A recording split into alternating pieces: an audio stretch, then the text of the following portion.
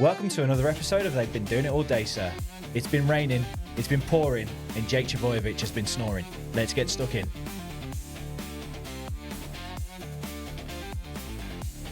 How's your week been, mate? Yeah, it's been really good, cheers. A bit disappointing on the weekend though. Went to the Duke of Clarence in Wynyard for a roast. And? Shocking. Honestly, shocking. I went to DY Hotel for a roast on Sunday. Also shocking.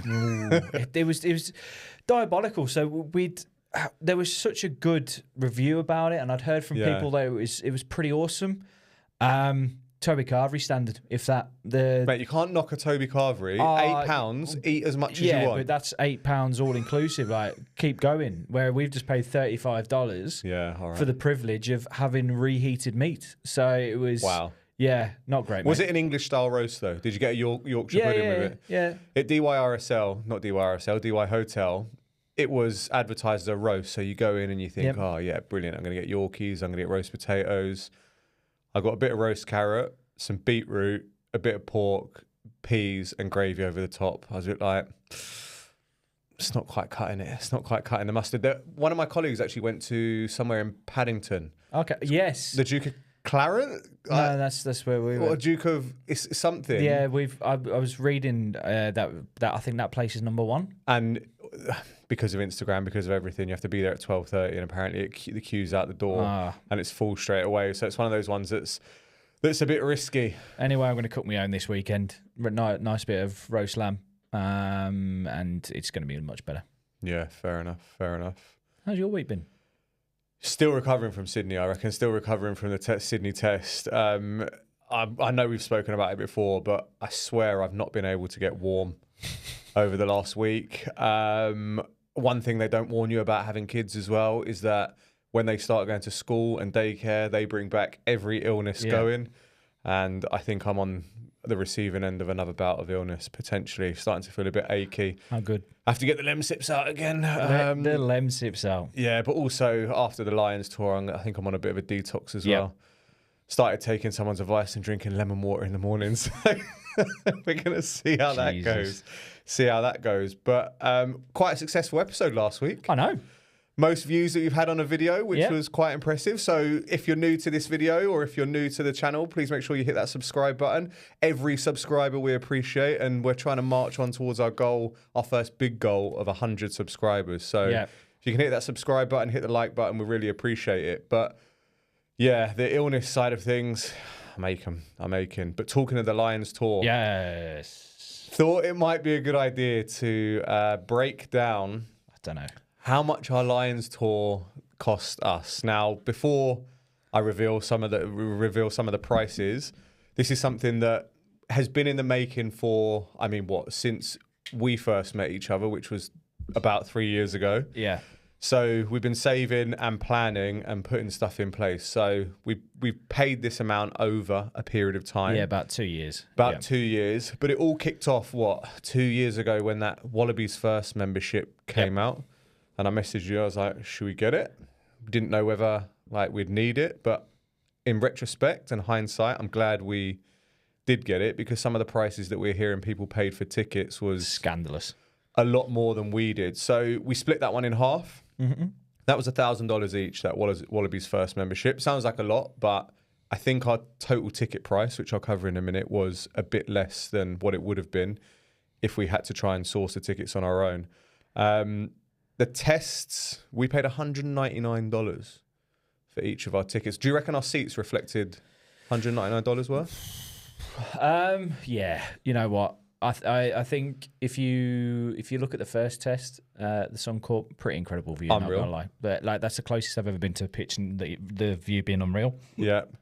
MCG was incredible, and then we looked out with the members' tickets. So can't really comment on that, but it's been pretty awesome, to be honest. Yeah, I agree. And in the warm-up test, I treated us a little bit for the Canberra down in the cold, although still exposed to every single element going, and probably the coldest I've ever been in Australia. That one was $109. The Waratahs game at the Allianz was $89, and then over in Perth, being the cheapest ticket against the Western Force, was $60, which great ticket for $60. Yeah, brilliant. So in total, including the membership, our tickets came to $1,855, which, going by the prices we were hearing people were paying for test tickets in similar area. Yep. I think that works out a fairly good deal, and that's the ones that we paid off in advance. Yeah, that was paid ages off. Yeah, and then flights. So we flew to Perth, Brisbane, and Melbourne. And we drove down to Canberra. But our flights to Perth, I didn't realise they were this expensive now looking back at it. Jeez. $636, which when I looked at it, I was like, were they that much? Must have just paid it and gone, we'll worry about that another time. Yeah. But Brisbane, I paid $303. I used some of my velocity points that I'd got from travelling around, but I think it only took like $80 off or something like that. So not too much difference. And then Melbourne, I used quite a few velocity points, and it was $175 with a petrol down to Canberra being $60. That used a full tank and a bit of the old Jimny ricketing down there. Total for the flights and travel or petrol was $1,174. I don't think that's that bad to travel around. We lucked out with the accommodation. So in Perth, we stayed with my family, free accommodation. Easy. Banging lasagna. Great lasagna. Grateful English. Yeah, grateful English. Was absolutely stuffed by the time I came back from Perth, and that was weekend one of the Lions trip. So it was very much a foreshadow of what was going to happen over the next few weeks. Brisbane, you paid for the accommodation, which I think was about the same as what I paid for Melbourne, wasn't it? $390, I think it was. Yeah, I put Melbourne down as $300 because I did get some money back, and I also paid a deposit, but I couldn't find how much I paid for the deposit, so I just put it down as $300. Okay. So in total, accommodation fairly cheap. Yeah, $300. Happy with that one. And then this one, the spending. This felt like it got a bit out of hand. looking at these prices. God. So the spending includes... Surely you've added up this incorrectly, man. So what I did, I'll give you my method of how I did it. I looked at both of the cards that I used. I selected the dates and the day after, because some transactions came in the day after.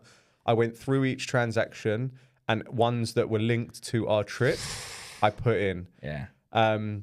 Food, booze, programs, and miscellaneous spends like toothpaste, deodorant. Toothpaste. That was the big one. So that's where all the money went in the toothpaste. Those things that we had to buy. So in Perth, which we thought was a very expensive weekend, was $483. Yep. Then the day out the Saturday in Sydney didn't go too hard whatsoever. No. We just had a few Guinnesses. Did we go to a Manly game the day before? No, we went day after, didn't we? Was it the day after? Either way, we only spent $82 going to watch that game. Yeah. I can't remember, but there's a reason why we didn't go too hard.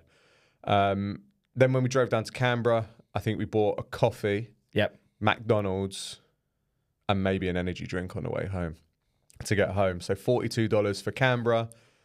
This is the one. I don't believe this one. First test. I think we got a bit too excited on the first test. 610 buckaroos.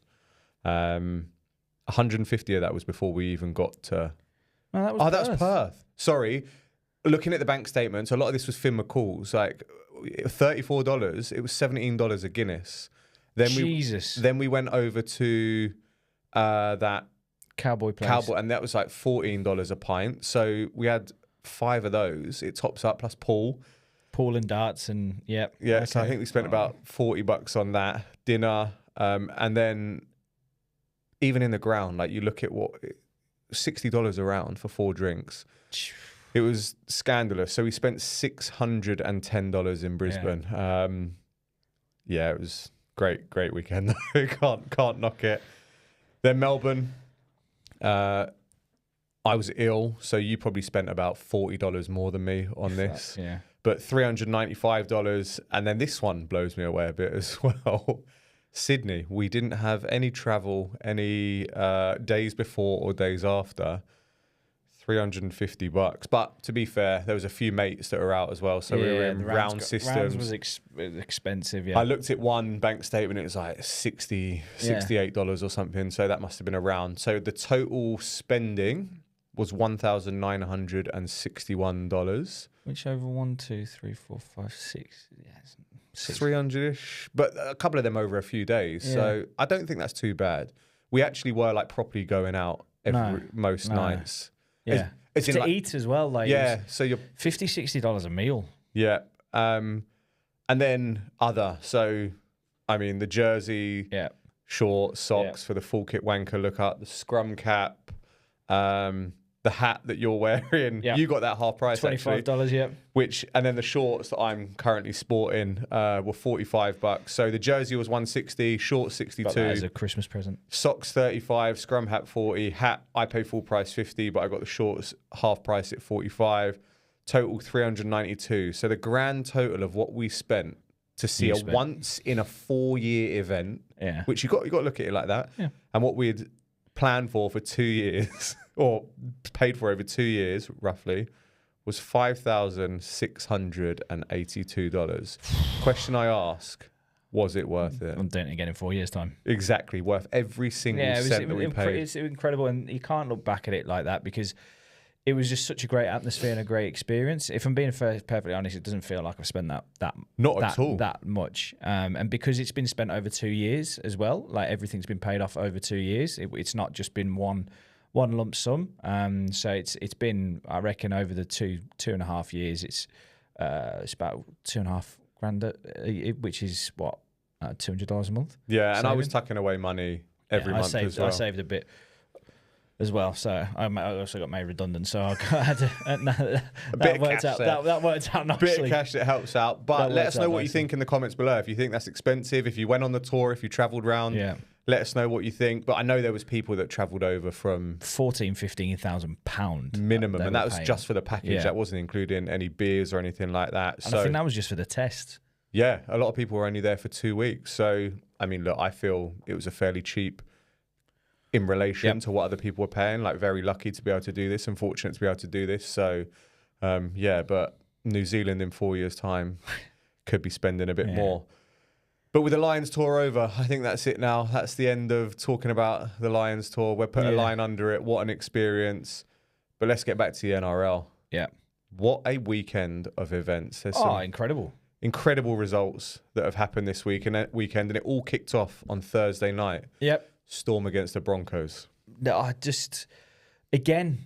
feel like the Storm have got away with one in the sense of, I couldn't agree more. They lost the Broncos lost Cobbo, Reynolds, Mam. Yeah. Within all in the space of a very short period of time.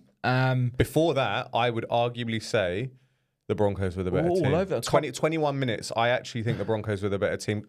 You then look at it and it's a mistake that's cost them two of their players, but still. But then the knock-on effect of just losing those players shows. Yeah. Cobbo had one of the, arguably one of the first or second best tackle of the weekend. In which the two of them got injured on. Which the two of them got injured on. I was reading somewhere everyone's like backing the Storm to be one of the three to win the comp. But I just, you know what? I've sat here every week and just said not winning, but they're getting the wins week in, week out. And they've done it without Jerome Hughes as well. Which... Yeah, I'm still not convinced with them. I think there's the Panthers just look so much stronger than the Storm. Well, great game coming up this weekend or this week. So we'll see how they end up sort of working through. To be honest, I'm still not sold on the Storm. Same. Broncos.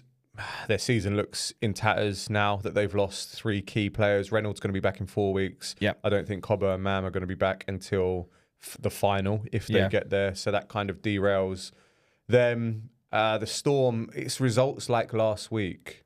Was it last week that they lost? I can't remember. No, they haven't lost. They've been. Sorry, it's just been close. Like results against Manly, for example, and then them on the road is where I don't know. Oh, sorry, they were tight against the Eels. The Eels did push them. We'll see how it goes. But yeah, they knock over the Broncos 22-2. I think it's a bit unfair on the Broncos to judge them for this performance. So do I. I think with that first half or first period where they just absolutely dominating, they were 2-0 up for such a long period of the game, which shows how defensively solid they were. And then it was the break by Coates, which opened them up, which injuries ended up dropping left, right and centre. Never seen 2 hamstrings go on the same play. But the team that you did mention, the Penrith Panthers, go marching on. Winning the comp. 48-12. Last week, slip up against the Titans, but just a little blip, right? Yeah, they're just look at them now. They're in the 4. Writ them off 10 weeks ago. Yeah, and I think if this was any of the season, I don't think they would be this close to the 4 or in the 4. They're just everything's clicked at the right time for them. Finding form at the right time. They are finding form. Like the defensive issues that they had at the start of the season. Like the Knights aren't a bad attacking team, and to shut them down to only 2 tries, like especially with your likes of Dom Young and Bramman Best was back, who are very instrumental in it. The worries of what the Panthers' defense had at the start of the season is just no longer. Yeah. I've watched something earlier where they were digging out the Panthers because they're like 10 points less a game attacking wise than they were this time last year, and it's like, come on, man, like they're going the whole way. They've got the mentality. They've got that dog mentality. I just, if they finish in the top 4, which there's a very good chance. Very good chance they will. Huge game on Thursday. Yep. Against the Storm to really show where they are. But if they finish in the top 4, do not count. Like, I think they could be potential favourites to win. 5-peating. But do I even want to talk about this game? I'm going to let you go first because I've got a rant. So the Canberra Raiders defeat the Manly Sea Eagles 28-12. I'm going to take one positive from this game, and his name is Tolu Kola. The guy, for such a shit season that Manly are having, the guy turns up week in, week out, runs through anyone, gasses anyone on the outside, can score in many different ways. But it was so bad. Like, DCE, his head's gone. He's not with the club anymore. Like, he's elsewhere. Turbo, scared to put his body on the line, maybe at fullback. And they both got shown up by Ethan Strange a number of times when he cuts back inside, when he's darting in and making the runs. But he was absolutely incredible. I don't think the Canberra Raiders looked like they were there for the beating early on, and then they just took it up another gear. Josh Papali'i was fantastic. They just had so much aggression up front, which is what Manly missed. Even Horsburgh getting amongst it and ruffling feathers, but Manly's season done. Does my head in. Off you go. Yeah, and I'm going to start with that with the Raiders were there. They sat back. They parked the bus, and Manly couldn't do anything. And this is a thing that really infuriates me and has infuriated me all season. How there isn't any change to the attacking system. Yeah. How the coaches can sit in that box and be paid the money they're paid and not be able to change anything at halftime. Coming from sports like we have, American football, where you dissect each team that you play against, you understand what they're going to run, and then you change and you have options off that. It's like they've got to draw plays up in the sand at half-time, which shouldn't happen. It shouldn't, but yes, it also should. That's why you're a coach. That's why you're a coach at the top level. You should be able to do that. You should be able to change the system up. But what I mean is they should have a plan B. They should have a plan C, but they don't, and they're drawing it up as they go along. You've got coach. You can drop that on the players. The players not go into what the plans are, but then you've got trainers that go on to be able to feed messages to them. Which is a controversial one. That's the whole point of having them there. Like, every week we've watched the halves be blitzed and completely stop the play. So why haven't we got dummy runners off the halves? Why haven't we got an option B to if you can see that 6 or 7 flying up? Why isn't there an attacking runner to or an over the top? Like, who was it? Or a little grubber through. Perfect ball over the top this weekend. I can't remember where it was. It looped over, but and then second to that, caveat to that, we've had this inside second row run every week. Not once has it made any sort of space.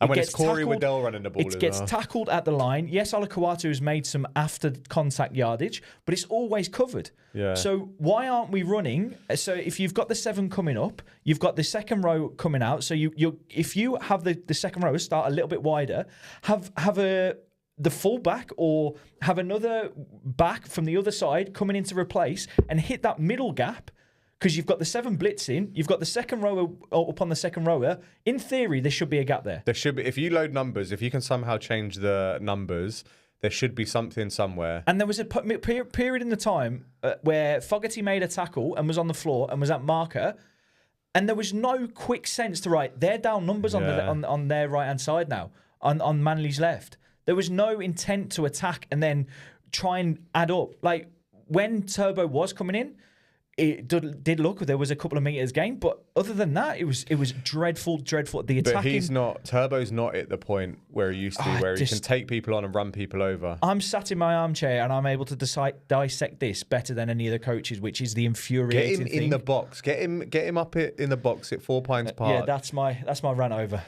But hey, look, Raiders favourites next year. Raiders minor favourites for the minor prem, and if I'm honest, I think they are favourites of the lot.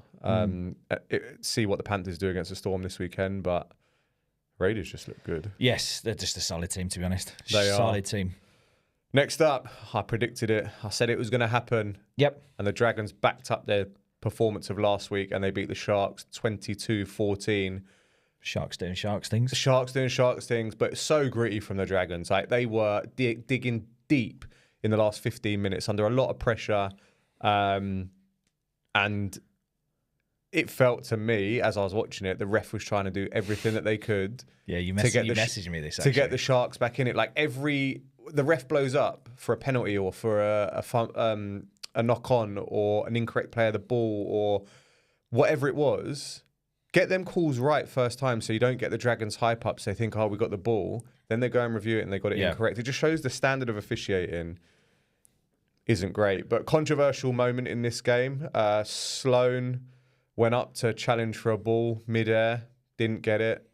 And I can't remember the name of the guy who came down with it for the Sharks, but it was given a penalty try. Like, I don't know whether you've managed to watch it, look at it, but there's nothing Sloan's meant to do in the air. Like, I don't know. He goes up like this. Yeah. Goes to catch the ball, and in his catching motion is grabbing hold of the player in mid-air.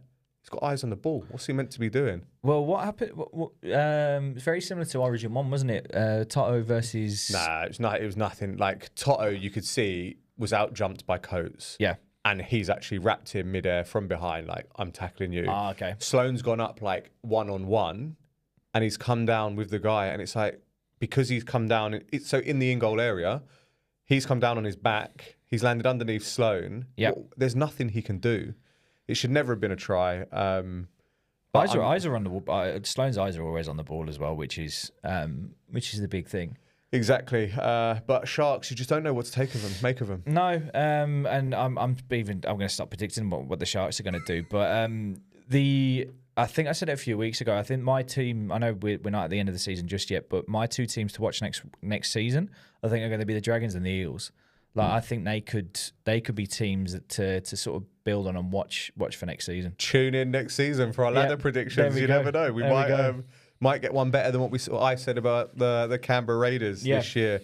But a team that all of a sudden is purring from nowhere. We said this was going to be a game of the round or a huge fixture, and it's these two plus Manly for fighting for the top 8, and the Roosters have blown away. I think Spencer Leniu should go to the Broncos just because of how good he plays week in, week out at the Suncorp. Yeah. Like, whenever he ventures there, it's like just this pure hatred. Like, he's a physical and aggressive player in the first instance, but when he gets there, he's just a different man. He is, and there was some kind of chat that I saw on NRL 360 yesterday that they were saying, should it have just been Spencer Leniu that went to the bin, because he kind of comes in and he's giving it the big one, like he's about to punch Molo, I think it was. Yeah. And then it all kicks off from there. The referee, I feel, did a great job of saying, I warned you, and now all 4 of you are going to the bin. I think it stomps it out straight away as well, especially that early. Because if he'd have given any sort of leeway to Spencer Leniu and said, this is what we've seen, but we're only going to punish one of you, it would have escalated from there, I reckon. Yeah, and was it Siwa Wong that got knocked out? Pretty brutal. He's not been named this week, obviously Category 1. But the loss of Herbie Farnworth for the Dolphins is huge. Massive. Easily the best centre in the competition at present. So it'd be interesting to see how the Dolphins bounce back from this. I know they've got Manly next week, if Manly lose that, Manly have got to win all 4 in order to try and make the 8. Isn't that going to be your son's first game? It is. Look, last time the Dolphins played at Brookie, we were there. 50 odd, wasn't it? 50 odd, maybe even touched 60, not too sure. But one thing that we haven't got that the Roosters have attack is a physical pack. Yeah. Nafau White was just in there causing mayhem. Spencer Leniu causing mayhem. Yeah. Angus Crichton. I loved it when Leniu went over and shushed the crowd. I thought he's just a different, like I said, he's a different animal when it comes to the Suncorp. It's fantastic. Roosters, favourite out of the 3 for the top 8? I think so. Yeah. I think so. I even think they can't be slept on as a dark horse for the Premiership. We'll see how that one goes. And then the Dogs get a win in the rain. They beat the Wars, injury-struck New Zealand Warriors 32-14. Warriors are fully on the slide, though. I know, and this is I think you've jotted it down here, but it's a bold claim what you've got written down. Warriors a chance of not making the 8. That's bold. What's the table looking like? It's bold. Like they're on 30 points at the moment. Yeah, they're only 2 points above. So that would be they're 4 points above Roosters and Dolphins. And how? Oh yeah, so it could mathematically it could happen. Exactly. So if everyone wins and the Warriors keep losing, I mean, it's not mathematically impossible. It's not mathematically impossible. And the Warriors aren't looking without Metcalf. A few other injuries that are going in there. They need to get a win in sharp just to cement that top 8 spot. Yep. So we'll see how that one goes. But Dogs, again, turn it on in the rain. Do you know what I will shout at, actually? A lot of the Indigenous kits this weekend were absolutely unreal. They were banging. Like the reason why I say that is the Dogs one was real slick. Tim Burton. Matty Burton with an absolute unreal 2020. It was enormous. Probably the biggest 40-20 that's ever been kicked, I swear. He's got an absolute boot and a half on him, hasn't he? It was absolutely huge. But yeah, Dogs solidifying their spot in the top 4. They're starting to hit, like they're back from last week. Yep. They've just got to go on a bit of a run now to really show that they can push in the last few weeks. Got the Roosters this week, so that would be another huge. So there's 2 huge games this week that will give us an idea of where everyone is sort of sitting at the moment. Yeah. But Spoon Bowl. Latrell. I did say if Latrell is playing, the Rabbitohs win this. But a huge moment of controversy at the end. Massive. We were in the city at this point, and I was watching it, and I was watching it. How's it not giving a penalty? How's that not giving a penalty? I was like, he's literally armbarred him across the face. Like, how's that not a penalty? One thing, fair play Campbell for getting up and not milking it. A lot of plaudits for that because there's a number of people that would have stayed down trying to beg for the bunker to look at it. But secondly, the NRL have come out and apologised, which is absolute bollocks, and said it should have been a penalty. It shouldn't have got there because Campbell should have scored. Well, yeah, he was running. Yeah, but he's running through a gap in which someone stopped him with. No. As in, sorry, he should have scored. Was it him earlier? Oh, sorry, Latrell Mitchell when he came in and he was over the line and got tackled. Which big players make big players. It's an origin play. I understand trying to get the ball closer to the posts, but when you're that close to the posts anyway, just flop over in this sort of a tight of a game. Like, I get what you're saying. Unreal tackle, but this is what I was referring to earlier, is the 2 best tackles of the weekend has to be the Cobbo on Coates and then this, because that is unreal. Like that's playing to the whistle. It is, and he is a difference maker. He is massively huge. 2 points for the Rabbitohs. Titans got to be spooners. Tigers are dancing in there on their bye week that the Titans lost because they now I think are pretty safe. Final game of the weekend. Didn't think it would be this close. The Parramatta Eels defeat the North Queensland Cowboys 19-18 with Mitch Moses slotting a game-winning field goal with a decent amount of time left. And then some controversy at the end of this one as well. Did you manage to catch this one? Yeah, I was watching most of it. Didn't see the ending of it though, unfortunately. So Addo Carr, I don't know who's booted. Dearden maybe has booted it into the air. Addo Carr's staring at it, probably thinking, if I drop this, I'm going to give him a scrum 10 metres out. So he's gone to try first touch it and trap it under his foot. Completely muffed it. Ball's gone forward. Cowboys have recovered it. And then I can't remember who runs it in, but there's clear obstruction. Well, okay. But this is what I mean. Moses, according to Todd Payton, which I kind of agree, Moses has gone down pretty soft, but it was a penalty. So time expires as he goes down and scores, but then they go to review and it was taken away. But great win for the Eels. Cowboys. Huge win. huge win for where the Eels sort of feel like they sort of should be. Is beating those teams in and around them, and then for next season working on being the top of the ladder. Yeah, I think they're going to be in business next year. So do I. Dylan Brown came back in at centre, but and obviously he's not going to be there next year. But they got some great talent. I think Yongi's been named again this week. So, yeah, one to look out for. But not a bad week for the tips, especially for some of the split ones for me. I fucking got 2, I think. I had a fairly decent week on the tips there.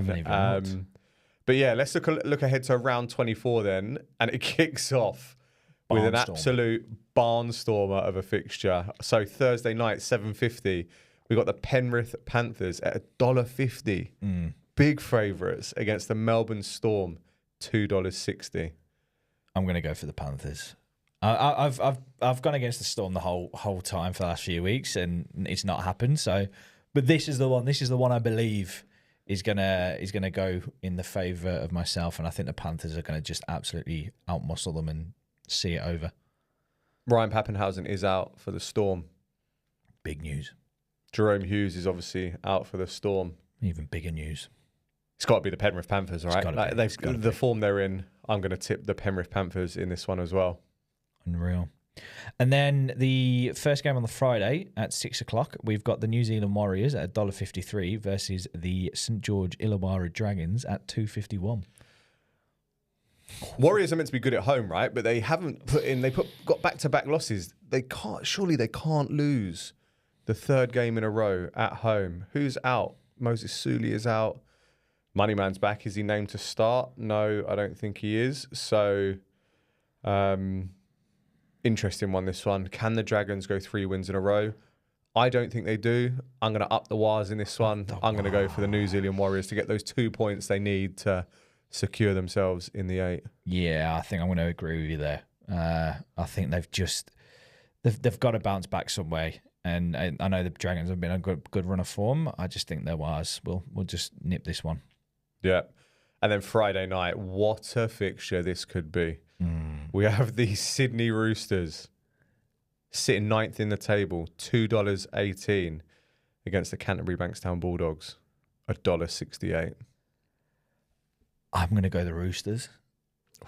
I just think they've got the edge physicality-wise over the Dogs. Just. This is a real difficult one. Just.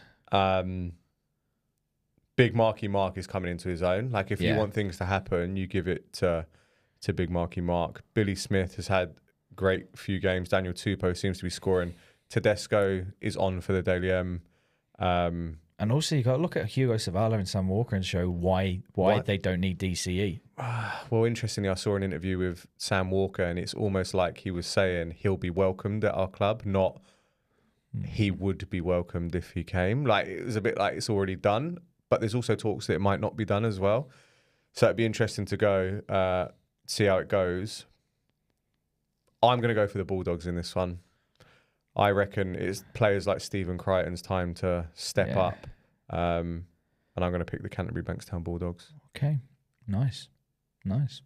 And then the first game on the Saturday, 3 o'clock kickoff, we've got the Sharks at $1.31 against the Gold Coast Titans at $3.44.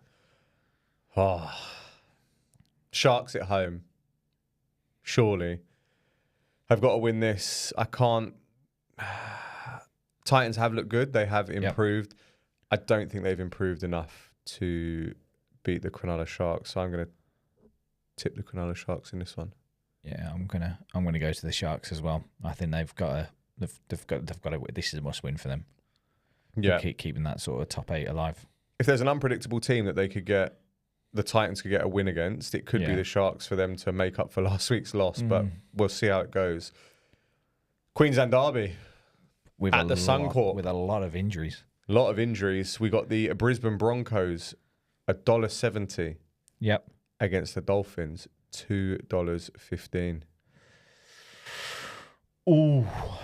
I just look at the back lines.